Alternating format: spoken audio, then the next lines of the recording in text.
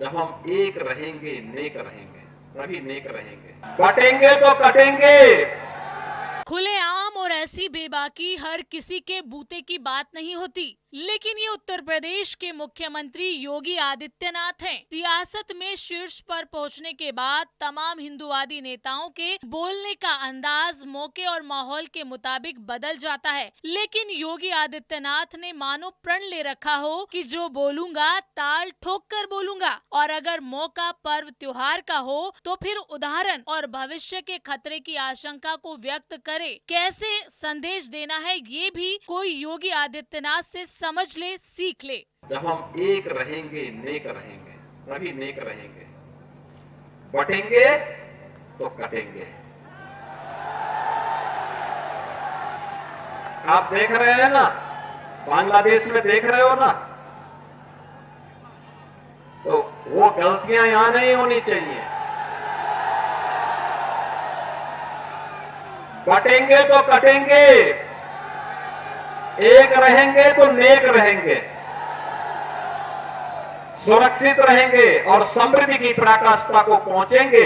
हमें विकसित भारत की संकल्पना को साकार करने के लिए कार्य करना है। तो सुना आपने, अगर हम बटेंगे तो कटेंगे, हम एक साथ रहेंगे, नेक रहेंगे। जी हाँ, श्री कृष्ण जन्माष्टमी के मौके पर योगी आदित्यनाथ ने बांग्लादेश में हिंदुओं पर हो रहे अत्याचार का मुद्दा उठाकर हिंदू एकता का जो संदेश दिया है और जिस तरह दिया है उसे समझना मुश्किल नहीं है, और शायद यही वजह है कि योगी आज हिंदू हृदय सम्राट बन गए हैं।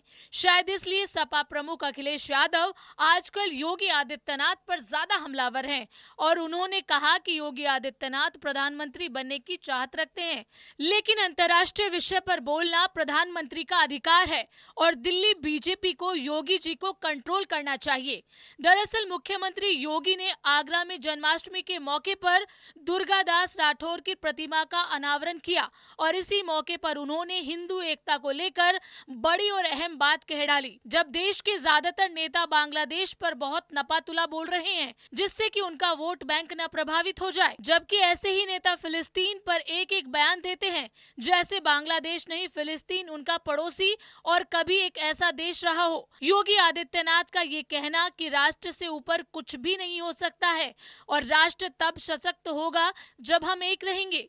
साथ ही योगी आदित्यनाथ ने ये भी कहा कि शस्त्र दर्शन साधना पद्धति तभी सुरक्षित हो पाएंगे जब सनातन धर्म, देश और हिंदू समाज सुरक्षित होगा। हमें एक एक को जोड़ना पड़ेगा और उन विभाजनकारी ताकतों को बेनकाब करना होगा। यानी कोई क्या कहता है और क्या सोचता है, इससे योगी आदित्यनाथ को कोई फर्क नहीं पड़ता, क्योंकि उन्हें जो कहना है और जिसे कहना है वो इसी तरह कहते हैं।